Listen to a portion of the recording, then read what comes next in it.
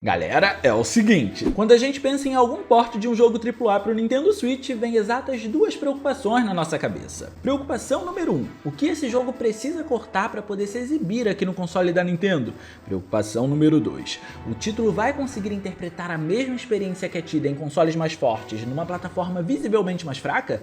Essa preocupação ainda é aumentada quando vamos para casos em que o game demanda mais que o normal para ter a sua base sendo exibida. Isso porque alguns jogos vão demandar certos recursos que normalmente são pesados e não podem ser retirados, porque o funcionamento ideal do jogo precisa que ele esteja ali para entregar a sua real interpretação. Quer um exemplo bem claro disso? Mortal Kombat. Mortal Kombat 11 em consoles como Xbox One e PS4 entrega um dos melhores usos da Unreal Engine 4, mas isso não acontece só pelos seus gráficos que trazem modelos de personagens e cenários de altíssima qualidade. Estamos falando de um jogo que conseguiu se equilibrar bem a isso, numa tentativa de ser tão bom nesse sentido para poder imprimir um estilo mais realista possível numa performance de 60 quadros por segundo. E vocês sabem por que os 60 quadros por segundo são tão importantes aqui? Jogos de luta normalmente demandam precisão no apertar de botões, e o imediatismo acaba acontecendo de uma maneira muito mais fluida de acordo com a performance do jogo, fazendo com que quanto mais alta seja a sua performance, mais eficiente vai ser a resposta entre o aperto de botões e a execução do comando por parte do personagem. Mas 60 quadros por segundo no Nintendo Switch é muito difícil, e embora Mortal Kombat 11 na sua conversão tenha conseguido trazer esse tipo de característica, isso não quer dizer que todos os jogos vão conseguir. Só que o possível jogo mais pesado do Switch abre um campo de discussões bem grandioso nesse sentido por ter uma necessidade grande desse recurso e mesmo diante de diversas concessões, ainda assim não consegue trazê-lo. Vem comigo, quando a Nintendo trouxe o Nintendo 64, os jogos em 3D eram o seu foco, tanto que toda a arquitetura da plataforma foi feita pensando nisso. Mas o que seria de um hardware que tem um foco, mas não tem jogo para interpretar esse papel, não é mesmo? Por isso, um grande estimulador do 3D apareceu por aqui. Depois de ter feito uma aparição tanto surpreendente no Super Nintendo, apresentando o conceito do 3D com elementos em 2D, Doom surgiu no Nintendo 64 e desde então a série nunca mais voltou a aparecer nos consoles da empresa. Até que chegamos no ano de 2016, com o retorno da franquia. Só que toda a problemática acontece porque estamos falando de um alto padrão gráfico que se movimenta em 60 quadros por segundo, e a maneira funcional que Mortal Kombat entregou para se manter em 60 FPS no Nintendo Switch não acontece por aqui nesse porte. Doom é um título agressivo, rápido, dono de um dos combates que mais demanda física de impacto na indústria e com gráficos que são realmente estonteantes. Porém, de todas essas características, apenas duas são fundamentais para a execução do jogo: a rapidez dos acontecimentos e a física de impacto. Essas são as bases que o game tem para poder imergir o jogador no seu mundo, mas infelizmente, ao contrário das outras plataformas, no Switch ele não se comporta em 60 quadros por segundo para poder auxiliar nisso, mantendo seu alvo em 30 FPS. Isso deveria ser algo preocupante, porque estamos falando de um elemento que é fundamental para o jogo conseguir se exibir, só que no fim, essa preocupação, embora seja fundada em argumentos que nós mesmos criamos na história de hoje, ainda assim não se concretiza. Para poder se executar no Switch, Doom faz muitos cortes e diminuições, mas toda essa ausência abraçada por ele nessa versão acontece apenas na sua parte visual. Mesmo andando muitos passos para trás comparativamente com outras plataformas, os estágios vão ser os mesmos, a quantidade de inimigos vai ser a mesma e assim a experiência com o jogo em si também vai ser a mesma. Então foca aqui para entender como os 30 quadros por segundo não comprometeram a experiência do game, embora devessem. Para dar espaço à física de impacto e à velocidade acontecerem, Doom apresenta cenários grandiosos, e esses cenários trazem todas as respostas que nós precisamos. Como já era de se esperar, uma resolução menor seria necessária nesse porte, e a diminuição foi bem agressiva. Longe dos grandes padrões do 1080p da época, Doom mal consegue atingir o 720p nativo. Se o valor opera em 1280 por 720 pixels, no jogo não é isso que acontece. Como o uso foi de uma qualidade dinâmica nesse aspecto, por vezes encontramos 1088 por 720, 1088 por 612, que funciona como uma base média para o jogo poder se exibir, ou até 1088 por 574 pixels, que é a base mínima e o padrão em que o jogo se executa no modo portátil. Isso, sem nenhuma surpresa, resultaria numa imagem que, além de pouco nítida, apresentaria muitos serrilhados. Mas se tem uma coisa que o jogo no Switch faz muito bem, é trabalhar em nichos específicos no momento em que eles precisam ser trabalhados. Então, se é para se focar em driblar uma dificuldade inevitável na resolução, ele vai focar nisso. Se é a hora de se focar no comportamento do jogo, associando isso ao seu ritmo e velocidade, ele vai se focar nessa área. Por isso que a imagem pode até ser embaçada, mas ser serrilhada, ela definitivamente não é. O game optou por uma técnica de antisserrilhamento temporal tão competente que, além de inibir boa parte dos serrilhados, ela ainda se compromete em não permitir que você perceba as mudanças nos valores de resolução quando ela acontece. É claro que a melhor forma de experienciar isso ainda é no modo portátil, mas é bem interessante ver como um time de desenvolvimento conseguiu usar a criatividade para driblar as limitações do console. O que chama a atenção, no entanto, é a forma como esse mundo se apresenta com a consciência de que esse valor na contagem de pixels está abaixo dos padrões. E vamos aos fatos. As texturas de Doom estão em baixa definição e isso é incontestável. Mas existe uma grande diferença entre a textura ser mal polida e estar em baixa definição.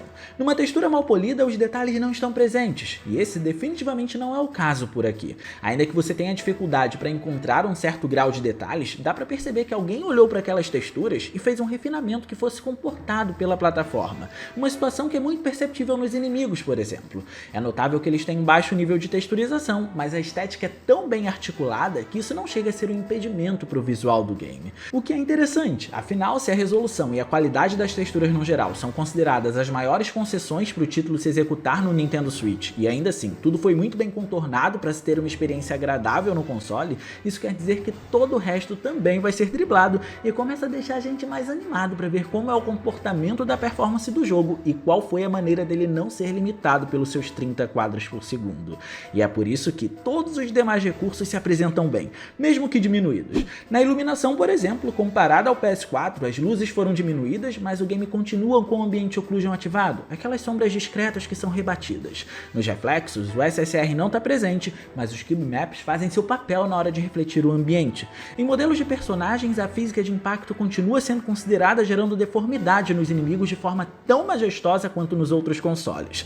Mas o surpreendente é que os efeitos alpha ainda estão presentes, mesmo que nessa versão.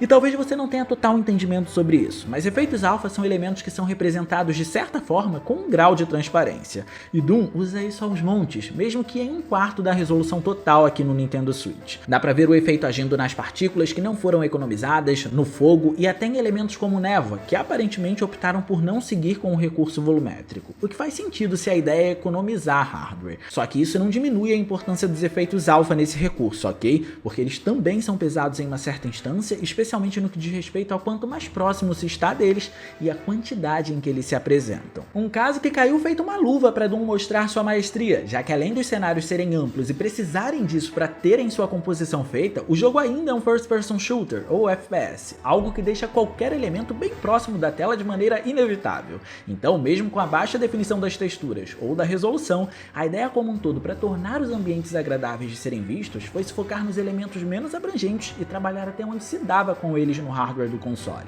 Dessa forma, os cenários não são feios. Nessas miudezas encontramos até mais alguns feitos inteligentes, como o uso da luz especular para que com seu brilho ela realce algum reflexo ou superfície molhada, por exemplo. É claro que não vamos encontrar coisas tão ambiciosas como os reflexos de itens se movimentando, já que o Cube Map se foca em itens estáticos por ser armazenado na memória da plataforma, mas ainda é impressionante ver o jogo aqui independentemente dessas concessões. Eu diria que, resumidamente, olhando para o cenário de uma forma geral, existe uma linha de efeitos correlacionados que o impedem de ser feio.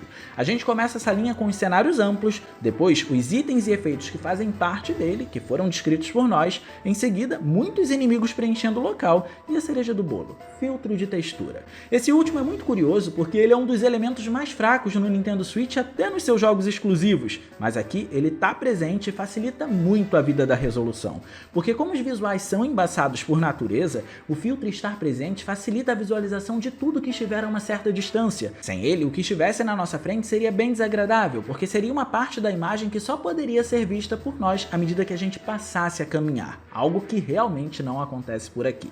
Doom de fato tem visuais embaçados e com baixa resolução em vários aspectos, mas são visuais bem concisos e trabalhados naquilo que ele consegue.